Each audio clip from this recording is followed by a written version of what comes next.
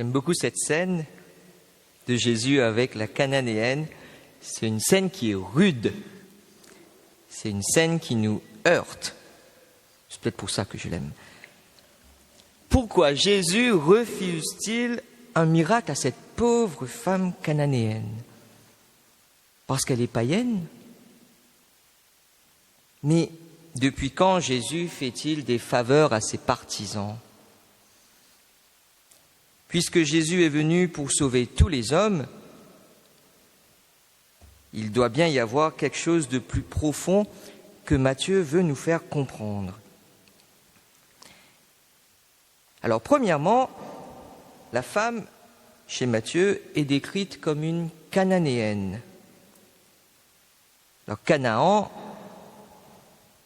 c'est le pays, et les Cananéens, en fait, c'est un peuple, mais c'est un terme qui est anachronique à l'époque de Jésus, puisque ça fait belle lurette que ça n'existe plus. C'est comme si vous parlez des Français, vous dites les Gaulois. Mais c'est un terme cananéen qui renvoie en fait à un peuple idolâtre que justement Israël va chasser pour prendre possession de la terre promise. Donc il y a un gouffre immense entre cette cananéenne et Jésus. Très bien. Mais cette cananéenne s'adresse à Jésus, alors là, pour le coup, avec des paroles cachères. Pas plus juif que ça. Aie pitié de moi, prends pitié de moi, Seigneur, fils de David. Prends pitié de moi, c'est ce qu'on a dans les psaumes. Seigneur, prends pitié de moi. Fils de David, c'est le terme messianique par excellence. Donc bizarre.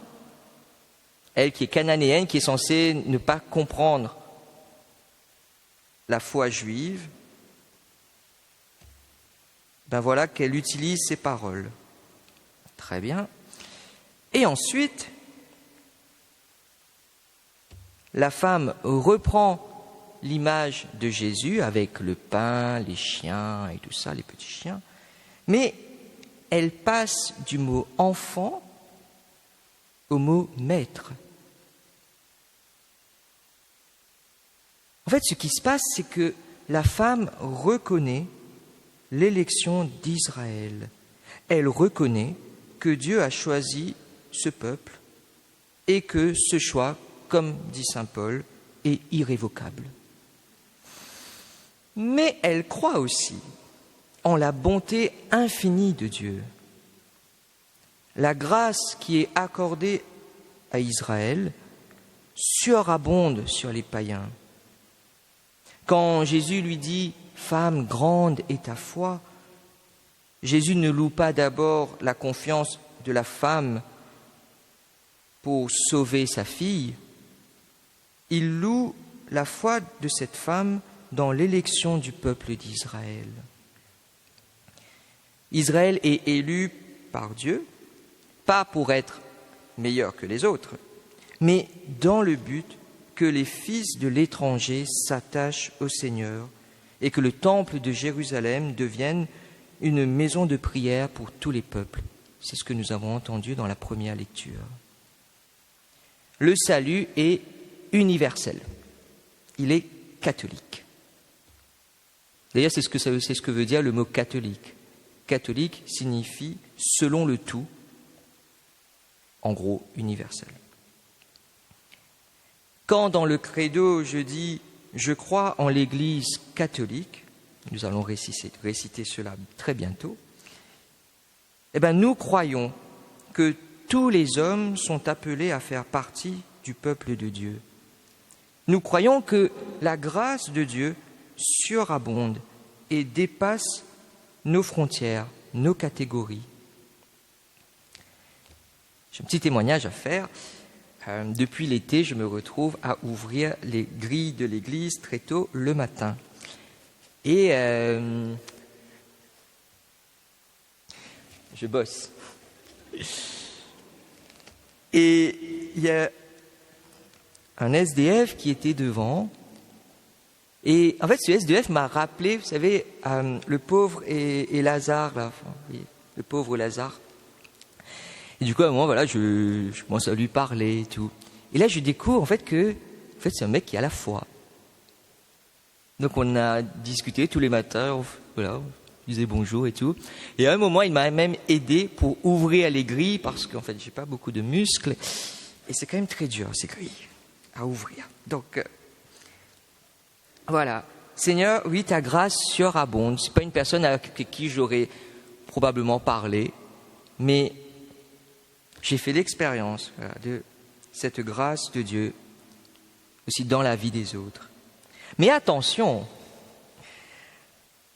si tu peux venir à l'église comme tu es, l'église n'est pas pour autant le McDonald's. Ce n'est pas « viens comme tu es, consomme et rentre chez toi ».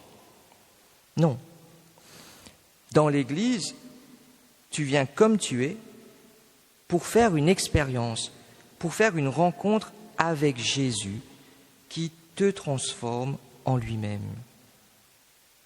Si nous venons à l'église, si l'église accueille tout le monde, c'est pour que chacun puisse vivre cette conversion. Dans la première lecture, les fils de l'étranger viennent à Jérusalem pour s'attacher au Seigneur, pour garder le sabbat, pour offrir des sacrifices au Seigneur. Ils ne viennent pas pour vivre une vie de débauché. Ils ne viennent pas pour continuer leurs mœurs. Dans l'Église, nous accueillons tout le monde,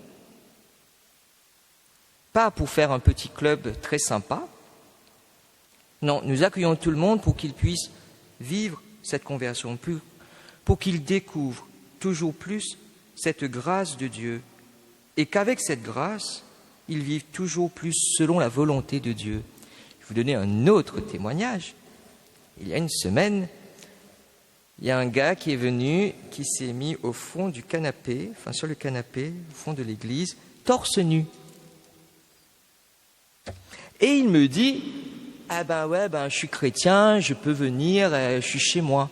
Ah ben oui, moi aussi je suis chrétien, je suis chez moi, mais ça ne me donne pas